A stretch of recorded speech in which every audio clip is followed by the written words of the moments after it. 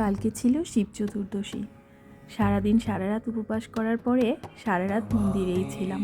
আমাদের বাড়ির সামনে যে মন্দির, সারা রাত শিব পূজা হয়, তাই সারা রাত ওইখানেই ছিলাম। আর এই যে 5টা বাজে চতুর্দশী লেগেছিল। শিব চতুর্দশী লাগার পরপরই ঠাকুর পূজার সব জোগাড়যন্ত্র করে নিয়েছিলাম। আর আমার সাথে সাহায্য করেছিল আমার ছেলে শিবম। ও ছোটোবেলা থেকেই ভোলানাথের ভক্ত। আমি ভোলানাথের পূজা করতে থাকলেই ও সবসময় ছোটোবেলা থেকেই আমার পাশে এসে বসে থাকতো।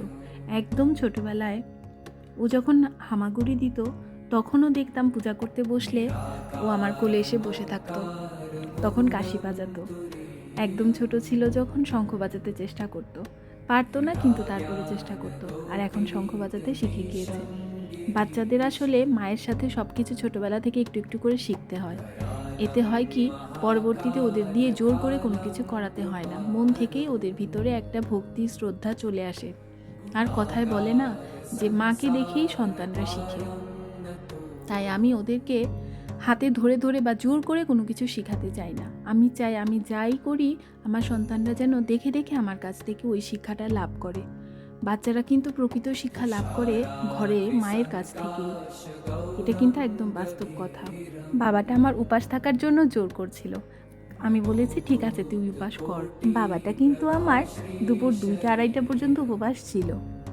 এর মধ্যে হলো কি, দুপুরবেলা আমি খিচুড়ি রান্না করার সময় যখন কিশমিশ রান্নাঘরে বাটিতে রেখে দিয়েছিলাম, ও কি করলো, চুপ করে 2টা কিশমিশ নিয়ে মুখে দিয়ে ফেলছে হুট করে। আমি তো হাসতে হাসতে শেষ। সে তো রেগে মেগে অস্থির। মা তুমি আমাকে কেন বললা না যে তুই উপাস, আমি কিশমিশ মুখে দিয়ে ফেললাম। কান্নাকাটি করে একদম অস্থির। আমি বলছি আচ্ছা ঠিক আছে, তোমার আর কিছু খেতে হবে না, তুমি বাবার মাথায় স্নান করে জল ঢালতে পারবা, বিশ্বাসই হচ্ছে বড় কথা। তারপর স্নান করে ও আমার সাথে জল ঢাললো, সারা রাত মন্দিরে আমার সাথেই ছিল। ও নিশি জাগরণও করেছে আমার সাথে, সব মন্দির প্রদর্শন করেছে। ভগবানের প্রতি ভক্তি ও শ্রদ্ধা থাকলে আসলে ওই যে বললাম জোর করে কোনো কিছু হয় না। আর এই যে আমি ভোলানাথকে অভিষেক করে নিচ্ছি, এখানে আমি অভিষেকের জন্য নিয়েছিলাম ঘি, মধু, দই, দুধ, আতপ চাল, চিনি, অষ্টগন্ধা, আর দিয়েছিলাম অগ্রুর জল। আর আগে ডাবের জল ঢালতাম, এখন তো এবার ডাবের জল ঢালিনি। দেখলাম যে অনেকেই বলছে ডাবের জল ঢালতে হয় না, তাই আমি এবছর বাবাকে আস্ত ডাবই নিবেদন করেছি। রাত্রিতে তো 4 প্রহর জল ঢালতে হয়। আমি ঘরেই বাবাকে 4বার জল ঢেলেছি, 5টা থেকে 12টা পর্যন্ত।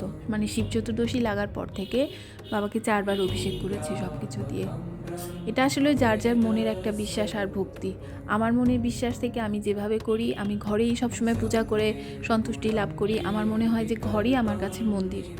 একটা কথা আছে না, বিশ্বাসে মিলায় বস্তু তর্কে বহুদূর। আমার কাছে বিশ্বাসই ভগবান, আর আমার ভগবান আমার অন্তরেই বাস করে। আমার মনে হয় যে ঘরে পূজা দিলে আমি সবচেয়ে বেশি সন্তুষ্ট লাভ করি। পূজা শেষ করে তারপর মন্দিরে চলে গিয়েছিলাম, সারা রাত ওইখানেই ছিলাম।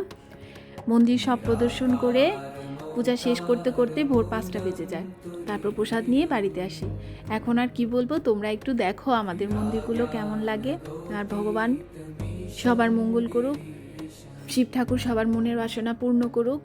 আমার সন্তানদের যেন ভালো রাখেন, তিনি যেটা ভালো হয় সবার সাথে যেন সেটাই করেন। আমার মনের বিশ্বাস ভোলানাথ সবার সবসময় ভালোই করেন। ভোলানাথের কাছে মন থেকে কোনো কিছু চাইতে হয় না, আমাদের যা ভালো তিনি সবসময় আমাদেরকে সেটাই দিবেন। এটা আমার মনের বিশ্বাস এবং সেটা দিয়েও দেয়। তোমরা সবাই ভালো থেকো, আর আমার বাচ্চাদের জন্য প্রার্থনা করো, ওরা যেন ভালো থাকে, সুস্থ থাকে। আমিও সবার মঙ্গল কামনায় পূজা করি। পূজা করার সময় সবার জন্য প্রার্থনা করি, সবার সন্তানই যেন ভালো থাকে, সুস্থ থাকে, মায়ের কোল বুক জুড়ে। তাহলে এই পর্যন্তই থাক, আবার অন্য কোনো গল্প নিয়ে তোমাদের সাথে দেখা হবে। তাই তাহলে আমাকে প্রার্থনায় রেখো। জানি অনেক বড় হয়ে গেল ভিডিওটা, সবাই হয়তো বা এত ধৈর্য নিয়ে দেখবে না, কিন্তু সমস্যা নাই। যখন আমি অলস সময় কাটাবো তখন এই ভিডিওগুলো আমিই দেখব। আর আমার সবচেয়ে বড় ফ্যান হচ্ছে আমার মা। মা অবসর সময় আমার ভিডিওগুলো বারবার করে দেখে, মা এই কথাটা সবসময় বলে, এটাই আমার কাছে শান্তি। মা ফোন করেই আগে বলে তোর ওই ভিডিওটা তো অনেক সুন্দর হয়েছে, এটাই আমার কাছে অনেক ভালো লাগে। জানি না তোমাদের কাছে কেমন লাগে। তোমরা যদি বোরিং হয়ে যাও ভিডিওটা দেখতে দেখতে, তাহলে কিন্তু একটু ক্ষমা সুন্দর দৃষ্টিতে দেখবে। আজকে তাহলে এ পর্যন্তই থাক, সবাই আমাকে প্রার্থনায় রেখো, আমিও তোমাদের জন্য প্রার্থনা করি। রাধা মাধব তোমাদের মঙ্গল করুক, ভোলানাথ যেন তোমাদের সকলের সহায় হন। তাহলে ভালো থেকো সবাই, আর সবাইকে ভালো রেখো। তোমাদের প্রার্থনায়, তোমাদের বিশ্বাসের ভগবান যেন সবসময় থাকেন, ভগবান যেন সবার মনের বাসনা পূর্ণ করেন। আজকে তাহলে এই পর্যন্তই, অনেক বকবক করে ফেললাম।